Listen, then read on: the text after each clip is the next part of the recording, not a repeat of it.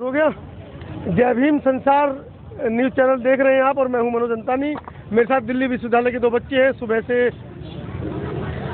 कहने को बच्चे हैं, लेकिन छोटा पैकेट बड़ा धमाका है। सुबह से डॉक्टर ऋतु के प्रोटेस्ट में ये लोग जी जान से लगे हुए हैं। बादल हैं और गुरकीरत हैं, दोनों से चर्चा करेंगे क्या वो सोच है जो इनको डॉक्टर प्रोफेसर ऋतु के प्रोटेस्ट में लाने के लिए प्रेरित करती है।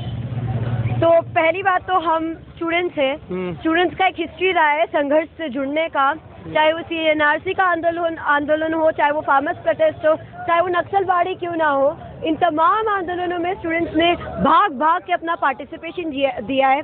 चाहे वो गांव तक जाने की बात हो, अपने कैंपस को छोड़ के जाने की, गांव का जो संघर्ष है, जो आंदोलन है, उसको तेज करने की बात हो। हम पढ़ते हैं जातिवाद के अगेंस्ट पढ़ते हैं, ब्राह्मणवाद के अगेंस्ट पढ़ते हैं, हम डॉक्टर BR अम्बेडकर को पढ़ते हैं, हम चारू मजूमदार को पढ़ते हैं, हम लेनिन, मार्क्स, माओ, सारे प्रो पीपल राइटर्स को पढ़ते हैं।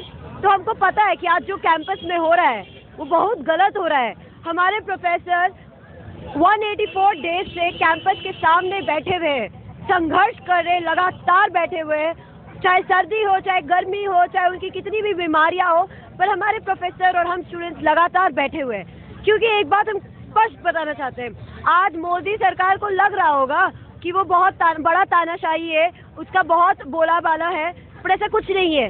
आज अगर भारत को हम एनालाइज करेंगे, हर जगह एक संघर्ष चल रहा है, हर जगह, हर कोने में, चाहे वो मणिपुर हो, चाहे वो छत्तीसगढ़ हो, चाहे वो झारखंड हो, चाहे वो तेलंगाना हो, चाहे वो कर्नाटका हो, चाहे वो कश्मीर हो, चाहे वो राजस्थान हो, हर जगह एक आग लगी हुई है। हर जगह जनता अपने अधिकार मांग रही है, चाहे वो पंजाब क्यों ना हो। आज हम फार्मर्स प्रोटेस्ट को देख रहे हैं, आज हम बस्तर में आंदोलन चल रहे हैं, सिलगेर का आंदोलन देख रहे हैं, हम हसदेव का आंदोलन देख रहे हैं, और यहाँ पे हम ऋतु सिंह का आंदोलन देख रहे हैं। ये अभी समय नहीं बचा है, जब CNRC भी उभरेगा, जब फार्मर्स आएंगे, फार्मर्स दिल्ली आएंगे, पूरा देश गूंजेगा इंकलाब की आवाज़ से। इस सरकार को अगर ये लगता है कि हमको दबा देगी, हमको कुचला देगी, डरा के जेलों में बंद करके, डिटेन करके, लगातार लाठी मार के, ऐसा कुछ नहीं है। भारत का संघर्ष का हिस्ट्री है। इस भारत से भगत सिंह निकला था, इस भारत से वो तमाम क्रांतिकारी निकले जिनको आज हम पढ़ते हैं, जिनको समझते और जिनको हम प्रैक्टिस भी करते हैं। हम केवल पढ़ते नहीं, आज हम लड़ रहे हैं। हम पढ़ते हैं और लड़ते हैं और फिर पढ़ के, ताकि हम उसी लिए पढ़ते ताकि जो हमारा लड़ाई है वो आगे बढ़कर और अच्छे से करवट बदले। हम ये देखते हैं कि हमारा जो VC है वो RSS का बंदा है, वो राम मंदिर के इनॉग्रेशन में गया था। हमारी जो प्रॉक्टर है वो भी RSS की बंदी है। हमारे प्रिंसिपल, चाहे वो हंसराज का हो, चाहे वो DSJ का हो, दिल्ली स्कूल ऑफ जर्नलिज्म का, Delhi school of journalism 4th pillar कहते हैं डेमोक्रेसी का, मगर उस 4th पिलर में जो बैठे हुए, जो प्रोफेसर्स बैठे हुए, सब RSS के, सब BJP के, सब उन अदानी अंबानी। यहाँ पे एक बात समझना जरूरी है कि जो ब्राह्मणवाद फैल रहा है वो लूट मचाने के लिए फैल रहा है। आज का 90% दलित लैंडलेस पेजेंट है, मजदूर है, उनकी आवाज दबाने के लिए, मजदूरों की आवाज दबाने के लिए, उनकी भूमिहीन किसानों की आवाज दबाने के लिए, लूट मचाने के लिए, ये नेक्सस, ये जो कॉर्पोरेट नेक्सस है पूरा BJP के साथ, RSS के साथ, ये हमको समझना जरूरी है। आज क्यों हमारे इसको समझने के लिए हमें अपना कॉर्पोरेट तैयार करना पड़ेगा ना? नहीं, हमारा कॉर्पोरेट, हमें अपना राज लेके आना पड़ेगा, हमें अपना मजदूरों का राज लेके आना पड़ेगा, किसानों का राज लेके आएगा।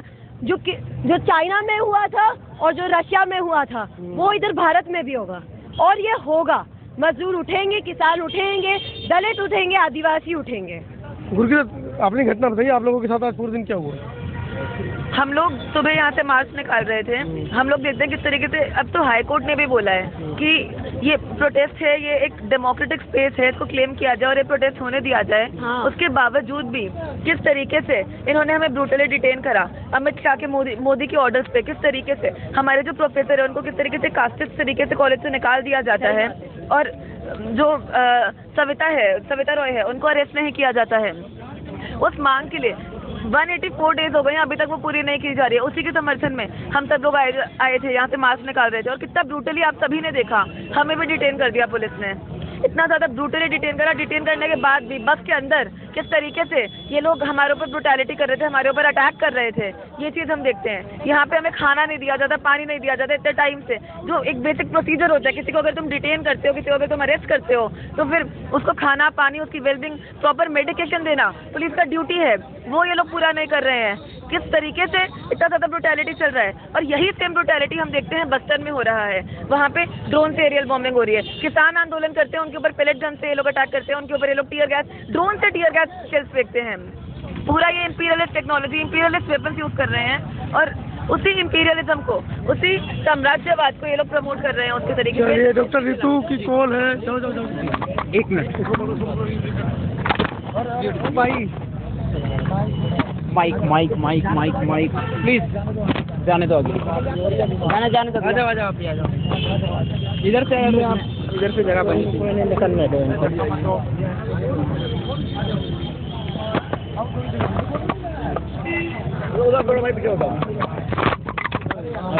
आराम से सर कुछ अनाउंस करेंगे तो आप लोग